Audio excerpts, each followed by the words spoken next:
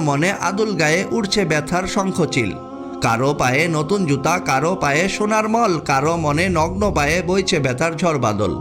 কারো চোখে সুরমা আঁকা, কারো চোখে নীল কাজল, কারো চোখে বইছে আবার বিষণ্ণতার অশ্রুজল।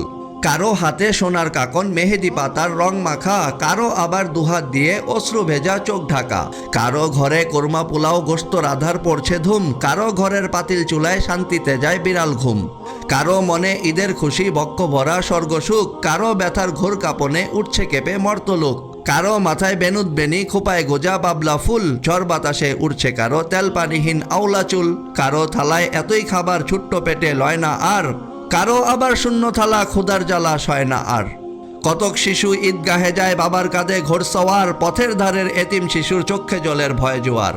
দুই রকমের ঈদের সাজে ধনী গরিব দুই জাহান, এক জাহানে খুশির জোয়ার, অন্যটাতে ঝড় তুফান। এক ভুবনের বাসিন্দাদের আলোয় ভরা ঘরদুয়ার, আরেকটাতে বসত করে সাত নরকের অন্ধকার। কেউ বা বিভোর ঘুমের দেশে, কারো চোখে নাইরে নিদ, কেউ বা হাসে কেউ বা কাঁদে, কেমন করে হয় তা ঈদ। ছিঁড়তে হবে ধনী গরিব জাত বেজাতের ধূম্র জাল, ধনীর হাতেই জ্বালতে হবে গরিব ঘরের মোম মশাল। নিজের ধনে গড়তে হবে অর্থহীনার ভাঙা বুক, নিজের হাতে মুছতে হবে অশ্রু ভেজা সকল চোখ। করতে যদি চাওরে মমিন সত্যিকারের ঈদ সফল, রুখতে হবে আঁকতে হবে সবার চোখের জল কাজল।